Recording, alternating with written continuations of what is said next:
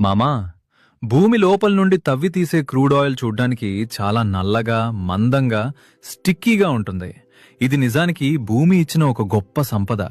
కానీ ఈ ఆయిల్ ఎన్ని రకాలుగా మారుతుందో తెలుసా మామా? ముందుగా ఈ క్రూడ్ ఆయిల్ ను సుమారు 400 డిగ్రీల సెల్సియస్ వరకు బాగా వేడి చేసి ఒక ఎత్తైన డిస్టిలేషన్ టవర్లోకి పంపిస్తారు. ఆ టవర్లో పదార్థాల బరువు మరియు తేలిక ఆధారంగా అవి వేరువేరుగా సెపరేట్ అవుతాయి. లైట్ గా ఉండే పదార్థాలు పైకి వెళ్తాయి, హెవీగా ఉండేవి కిందనే ఉండిపోతాయి. అన్నిటికంటే పైన ఉండేవి చాలా లైట్ గ్యాసెస్. ఇవే మన ఇళ్లలో వంటకు వాడే ఎల్పీజీ గ్యాస్. దాని కింద లేయర్లో గ్యాసోలిన్ ఉంటుంది. అదే మన బైక్స్, కార్లలో వాడే పెట్రోల్. దాని తర్వాత వచ్చే పదార్థం నాఫ్తా. ఇది ప్లాస్టిక్స్, పెట్రోకెమికల్స్, పెయింట్స్ తయారీలో చాలా ముఖ్యమైనది. ఇంకా కిందకొస్తే కిరోసిన్ మరియు విమానాల్లో వాడే ఎయిర్ క్రాఫ్ట్ ఫ్యూయల్ వస్తాయి. దాని కింద డీజిల్ ఉంటుంది. ఇంకా కింద లూబ్రికేషన్ ఆయిల్స్ వస్తాయి. ఇక టవర్ చివర అన్నిటికంటే హెవీగా మిగిలేది బిటుమెన్.